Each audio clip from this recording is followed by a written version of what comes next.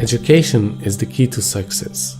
It makes us aware of knowledge, skills, and ethics that has been there in the world, which we learn as it helps us to know the purpose of our existence, to progress and to develop further.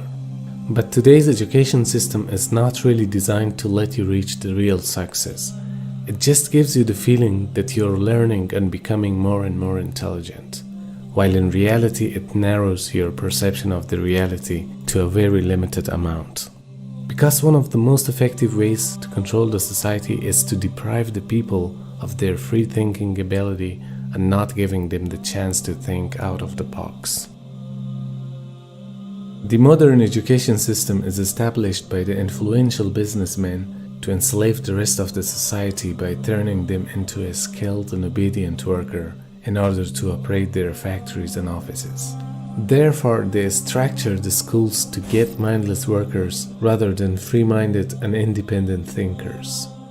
If you sat around a table and you said, right, what we need to do is we need to find some way of getting young people to see the world the way we want them to see it, so that by the time they become adults, they are completely following the reality we want them to believe in. Someone might say, well, they might not have it like, but you know the ideal thing? What we do is we have a system where we take children away from their parents at least 5 days a week, all day, from about the age of 4 and 5, and we have control of their minds until they're about 17, 18. That would be ideal. Well, of course, that's what happens. It's called the education system. Yes. And it's indoctrination.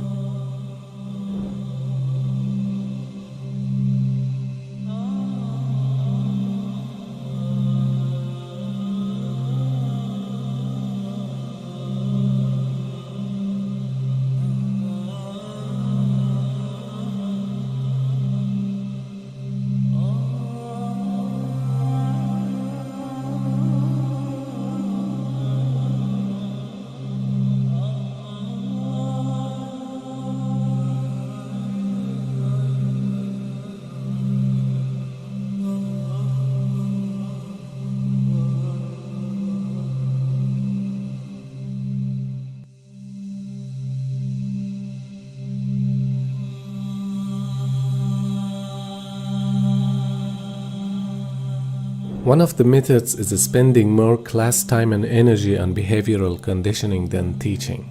Behavioral conditioning means using rules, rewards, and punishment to intentionally mold someone's thoughts, feelings, and behaviors. Too many school rules are unnecessary and intended more to make students feel powerless and angry than improving the learning environment.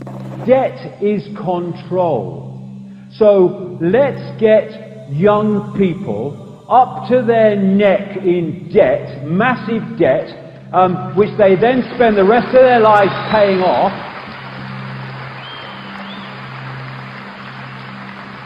Just to be bloody programmed with the system's version of events.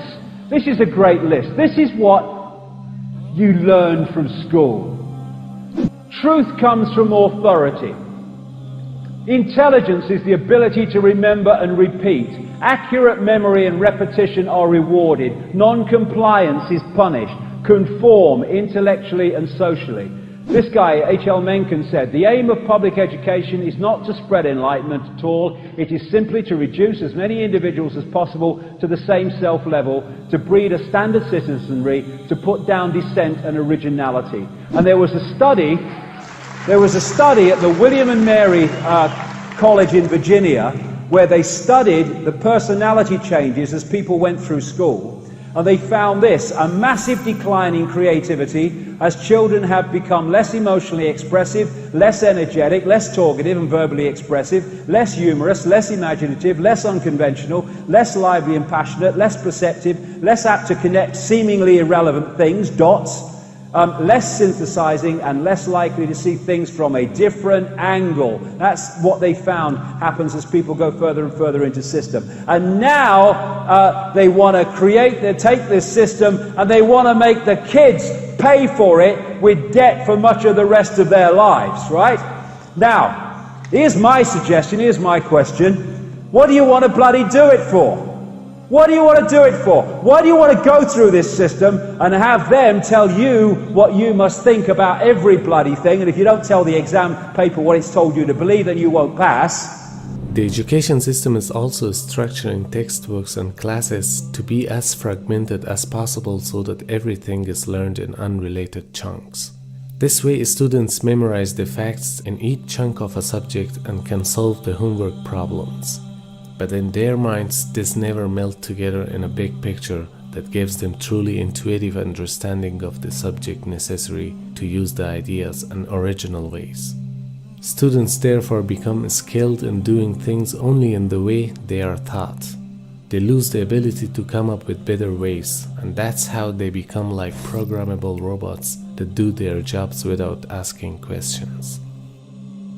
Why our students are increasingly incapable of thinking, why they can't reason, why we have some of the worst test scores all over the world, even though I'm totally against the testing, but even by the metrics of their own system, their system is failing. When you look at the boredom that exists in modern American education, you look at the boredom of the students, you look at the faces that they carry to school, you look at them, and I've been in classes, I've taught, I've lectured all over the United States, in universities all over the United States. You look at their faces, and you look at the boredom. One, because they're wondering, why am I studying this?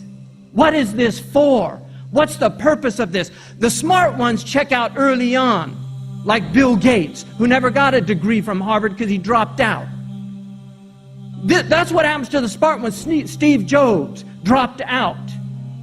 All of these billionaires, they dropped out because they learned early on, I want to make money, and this is not the way to make money. So if you go to college to earn a livelihood, you're wasting your time. You're even now being encouraged to drop out by some of the leading CEOs in America, encouraging students to drop out, open sourcing, because most of what these students are learning in school will not apply to anything. It's not going to give them some kind of vocational training. And this is the reality. There is a strong argument that college now is obsolete. Lord Alfred Whitehead, one of the greatest mathematicians of the 19th and 20th century, said that the single most important form of mathematics in the modern world is statistics. And they don't even teach that in high school. And yet a junior high school student could master it. It's not a difficult subject. Statistics is determining so much of what is around us. They're using statistics constantly, and yet students are not taught statistics until they take a course in college. They might have a little bit in college, in high school, but it's not much. Why are they studying geometry? Why study algebra? They're sitting there wondering, what does this mean? Why am I doing this? Why do I care what 2x plus 3x equals? I don't care, because there is no overarching meaning to all of these things. There is no real educational philosophy behind these things. If you look historically, all of these things had meaning. And I'll just give you a quick example. We call these the liberal arts. If you ask anybody that has a Bachelor of Arts, what is the arts that you're a bachelor in? They will not be able to tell you. They won't even know that arts comes from a word which means tool. Tool. Army is from the same root. Arithmetic is the same root. Arithmetic is ars metrica, the tool to measure by. So the liberal arts are liberating tools. They're tools that free your mind from the inherent prejudices of the mind. Now, the liberal arts was distinguished from the servile arts, vocational training, where you go to college to learn how to do something as a vocation. And these were the servile arts because they were simply things that you learned, and then you could go out and earn a livelihood through those things. This is largely what the college and the university has become in the West.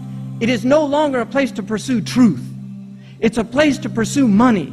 And because those making the most money are those who are most adept at cheating, cheating has become widespread in our schools and universities. This is a major problem. Another method is hammering into the minds of students a single path through life. The path that makes you think in a certain way and is constantly telling you, go to high school, get your diploma, do your master's and find a stable job. Do all of this, otherwise you won't be successful in your life. Why is it the done thing that you go through school, kitty, and then you then have to go to university? Oh yes, you go to university, that's what you have to do. Oh, you've got a chance to go to university and you're not taking it. Oh, you're crazy. Oh, I'm not speaking to you anymore, and I'm your father, and all this bollocks, right? Well, and I see these protests of young people and students in London and stuff over the ever-increasing fees that are being charged to get ever-increasing debt, therefore control over young people at the earliest possible stage in their lives. And I see them do their protests and all that stuff, and that's great. And then they go back to bloody college and university. The only way it's going to change is if they refuse to bloody go. Don't take part in the system. And then they say, well, I won't get a good job if I don't go to university. I know university students are packing shelves in supermarkets. Surely you have the creative ability to create a life without going through this friggin' sausage machine. Come on, we can do this. We don't need the bloody system. A further method includes twisting facts in textbooks to create a false picture of the world. History and science books are the worst because they are oversimplified for the average mind and written by committees with political agendas.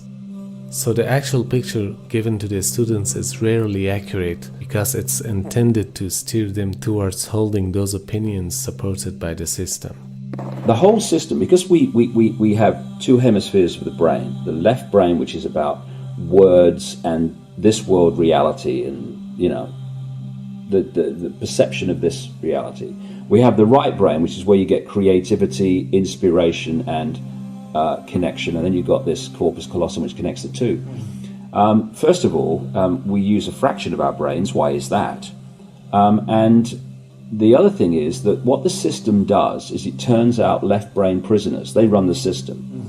And it does it by putting information through schools and colleges and universities into the left brain, which it then says at time of an exam, give me all that back. And if you tell me what I've told you well enough to believe, then you'll pass the exam and you'll be very successful. Anyone that takes that information into the right brain and puts their spin on it or questions it or sees through it and puts that in the exam, they are perceived as a disruptive influence in the classroom. Yes, they are. And so what happens is, for you to become a doctor, overwhelmingly a politician, a journalist, someone often in industry, all these areas that control the system. The professions. The professions. Yeah. Lawyers. Yes. I mean, on and on we go. You have to have gone through your young life constantly taking information into your left brain and regurgitating it out on exam papers. To become a teacher, you have to go through that process. Then you go through teacher training college where you're taught how to do it to others, and then you let loose on the children. Yes. The whole system is run by left brain prisoners. And if you look at the school system, things that stimulate this side of the brain, the uniqueness, they are constantly cut back in favor of left brain curriculums. And this is systematic. I have to get this over to people.